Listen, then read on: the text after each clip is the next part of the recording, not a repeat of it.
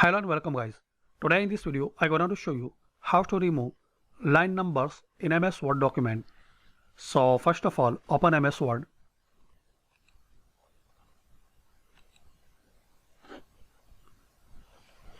Now click on Layout.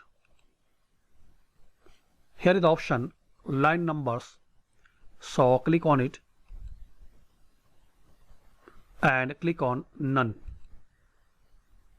So all the line numbers will be removed.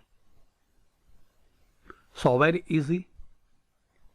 Open MS Word and go to Layout, and in the line number select None, and again you want to enter line numbers, so select Restart each page or Restart each section as your requirement.